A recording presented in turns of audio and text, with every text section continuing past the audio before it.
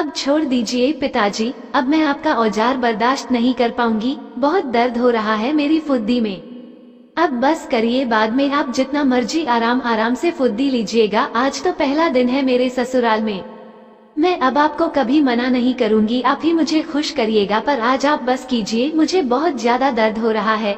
खुद देख लीजिए मैंने फुद्दी कैसे लाल हो गई है, मेरी संतरों पर आपके नाखून के निशान भी आ रहे हैं। जी हाँ दोस्तों, ऐसा ही मेरी बहू मुझे कह रहे थे जब मैं उसको पेल रहा था। आज मैं आपको पूरी कहानी सुनाने जा रहा हूँ। मैंने कोई जबरदस्ती नहीं की, ना मैंने खुद से ही ऐसा सब कुछ किया है, हालात ऐसा बना दिया था, मेरी बहू ने मुझे ये सब करना पड़ा। मेरा नाम नकुल है, मैं 42 साल का हूँ, मेरी बीवी नहीं है, वो आज से 10 साल पहले ही गुजर गई थी। मेरा एक बेटा है जिसकी शादी जल्दी ही कर दी ताकि घर में एक औरत आ जाए तो घर घर जैसा लगता है, नहीं तो घर अच्छा नहीं लगता, कि आपको भी पता है घर में एक औरत का रहना कितना जरूरी है। इस वजह से मैंने अपने बेटे दिव्यांश की शादी प्रिया नाम की लड़की से करा दी। प्रिया को मैंने पसंद इसलिए किया था क्योंकि वो बहुत ही खूबसूरत और अच्छे खानदान की लड़की है। मुझे प्रिया की खूबसूरती भा गई थी। प्रिया बहुत ही खूबसूरत, लंबी चौड़ी, गठीला बदन वाले जबरदस्त खूबसूरत लड़की है।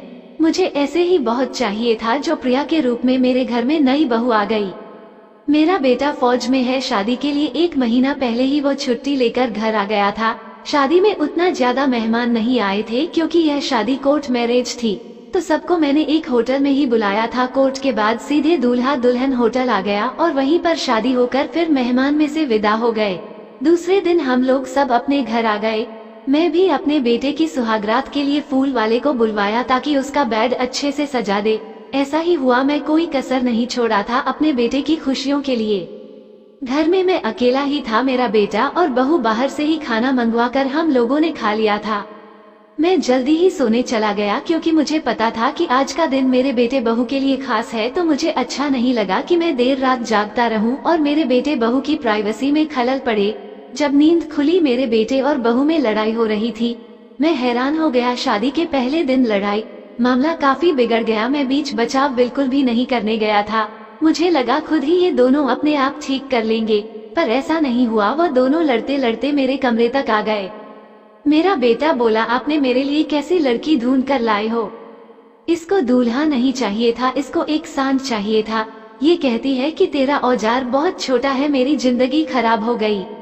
ये कहती है मुझे कुछ भी नहीं हो रहा है, मैं तुम्हारे साथ नहीं रहूंगी, मैं वापस चली जाऊंगी। उस इंसान के साथ मैं कैसे रहूंगी जो मुझे खुश ना कर सके? जब तुम पहली रात में मुझे खुश नहीं कर पा रहे हो तो पूरी जिंदगी क्या करोगे? मैं हैरान हो गया, समझ नहीं आ रहा था मैं क्या बोलूं।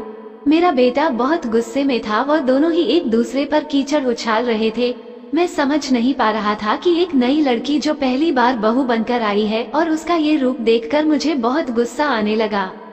मैंने अपने बेटे को बोला सब ठीक हो जाएगा, मैंने बहू को भी बोला सब ठीक हो जाएगा, आज का दिन ऐसे लड़ाई करने का नहीं है।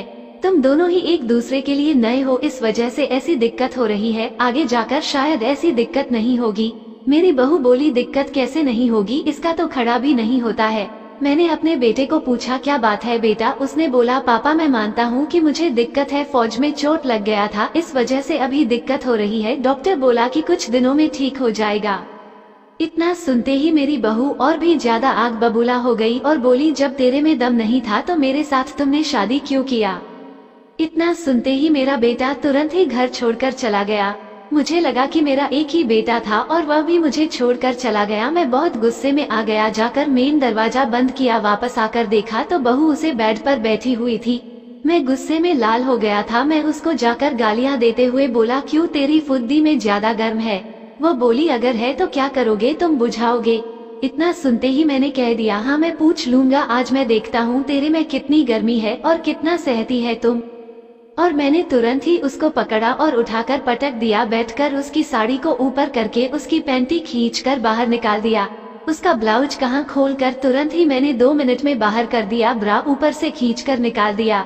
बड़ी बड़ी संतरों को मसलते हुए मैंने उसको गालियां देनी शुरू की। ऐसी थी कि वो कुछ भी नहीं बोल रही थी, चुप थी, शायद वो मेरे औजार का इंतजार कर रही थी।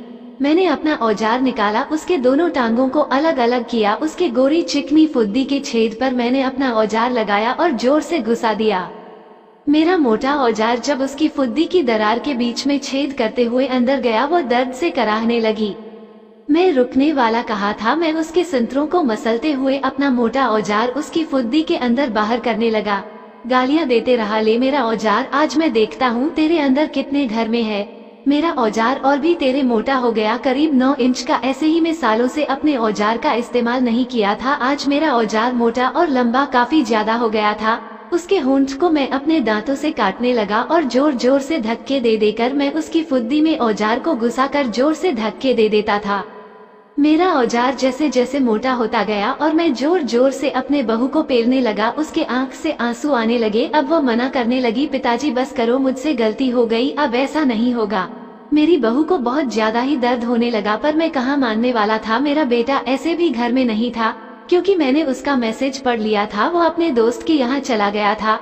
मुझे मौका मिल गया पूरी रात नई नवेली बहू को पेलने का। मैंने भी अपने बेटे को मैसेज कर दिया है, कोई बात नहीं, सुबह आना, मैं बहू से बात कर रहा हूँ।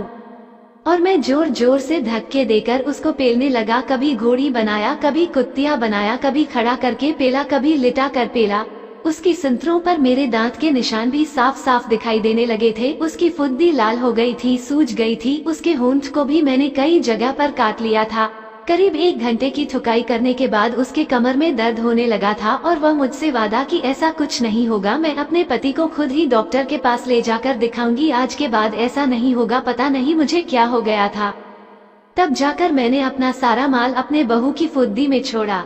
सुबह मेरा बेटा घर आया, सब कुछ बदला बदला सा हो गया। मेरी बहू मेरे बेटे को सॉरी बोली और फिर हम तीनों ही खुशी खुशी रह रहे हैं।